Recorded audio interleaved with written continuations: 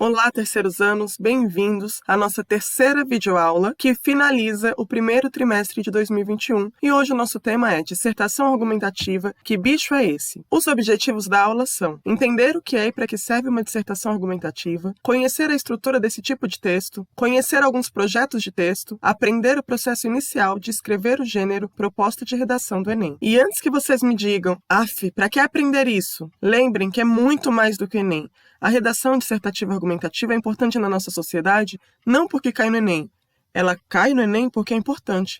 Afinal de contas, dissertar é falar sobre algo, transmitir um conhecimento. E argumentar é defender o seu posicionamento de forma consistente, coisa que nós temos que fazer o tempo inteiro. Mas por que argumentar? La Fontaine, na fábula O Carneiro e o Lobo, já dizia que contra a força não há argumento. Mas a gente vive numa sociedade até então democrática e dissertar de forma argumentativa só não é relevante em situações autocráticas, irracionais, ditatoriais. Então, no seu emprego você vai precisar argumentar. Na escola a gente precisa argumentar o tempo inteiro. Inclusive nós recebemos muitos argumentos de vocês sobre as próprias atividades e a gente precisa pensar sobre eles e conversar sobre eles e ver como uma situação pode ser resolvida da melhor forma, mas isso precisa estar baseado numa argumentação consistente. A pergunta é, como andam as suas relações com seus familiares, com o seu relacionamento, com seus amigos? Se você não tem que argumentar, tem alguma coisa errada. Mas no final, o que é uma dissertação argumentativa? Primeiro, ela é uma forma de organização de texto. Ela é formada principalmente por sequências textuais dissertativas. O tema é relevante e ela necessita trazer um posicionamento sobre o tema.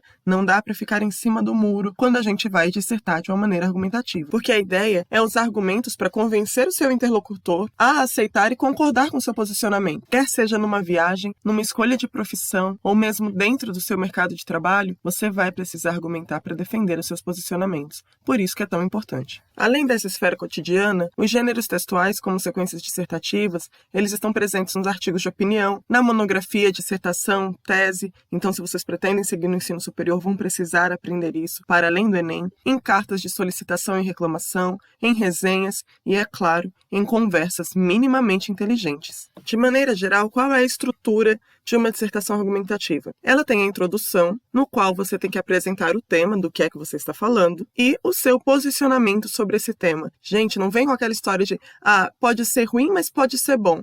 Defenda uma opinião sobre o assunto. Nesse posicionamento, você vai abordar uma determinada parte do assunto. Nós temos o desenvolvimento, que é onde a gente apresenta e desenvolve os argumentos que fundamentem a sua tese, o seu posicionamento. E por fim, nós temos a conclusão, que é onde nós estabelecemos uma relação entre os argumentos e a tese, trazendo uma reflexão sobre esse tema. Exclusivamente na prova do Enem, além disso, nós temos que trazer uma proposta de intervenção.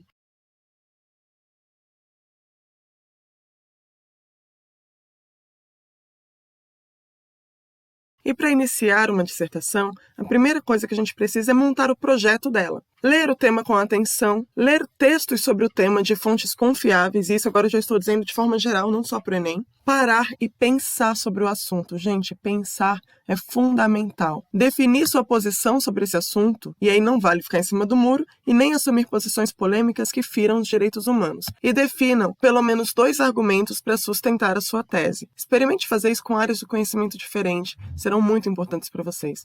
Então, use a biologia e a geografia, use a física e a filosofia.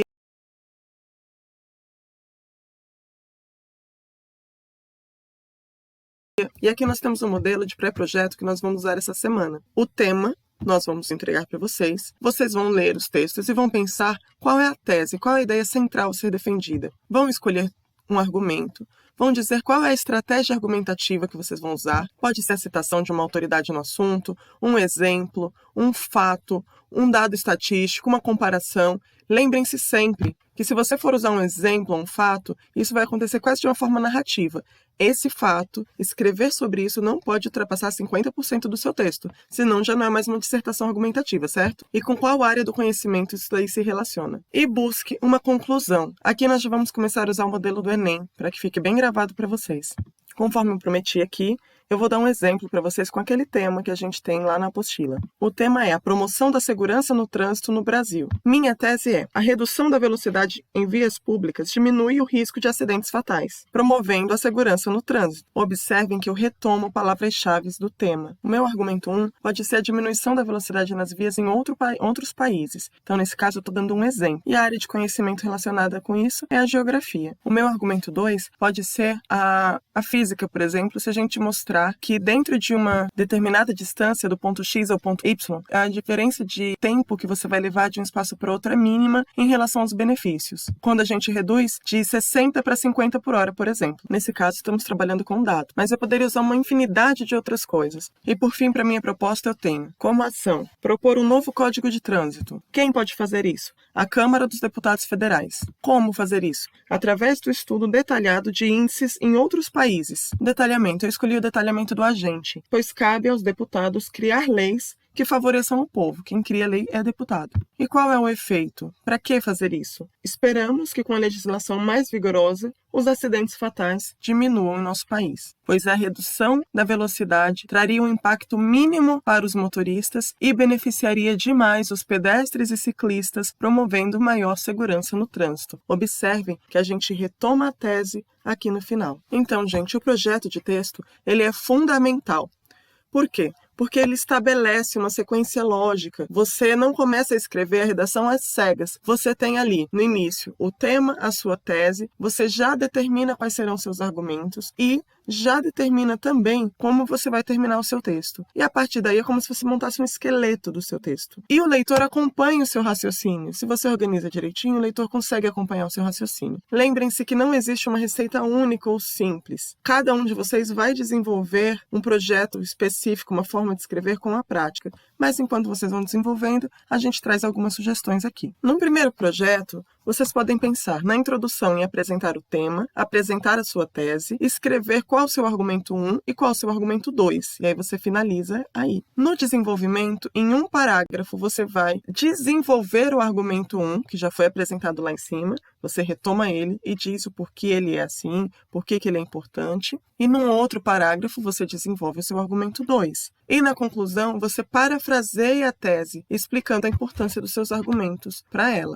Uma outra forma de fazer isso é um projeto 2, no qual você apresenta um argumento ou uma alusão histórica ou artística sobre esse tema, explica como o tema é importante na atualidade, então você contextualiza ele na atualidade e apresenta a sua tese como um problema ou como uma pergunta. E no desenvolvimento, em cada parágrafo, você vai desenvolver um dos argumentos, apresentando esse argumento como uma resposta ao problema, pergunta que você colocou como tese. E aí no final você retoma a pergunta, respondendo as duas como através de uma síntese nos argumentos, propondo uma reflexão sobre isso. É um jeito um pouquinho mais elaborado, mas é bem gostoso de fazer. E aí, já caminhando para o final dessa aula, nós vamos pensar a proposta de intervenção AMAD. O que é a proposta AMAD? É só uma forma de vocês lembrarem o que precisa ter na proposta de intervenção no Enem. AMAD, agente, meio, ação, detalhamento e efeito. Decorem. E eu trago aí para vocês 3 propostas diferentes, mostrando quem pode ser os agentes, quem pode ser o meio, a ação. Deem uma pausa e vão fazendo a leitura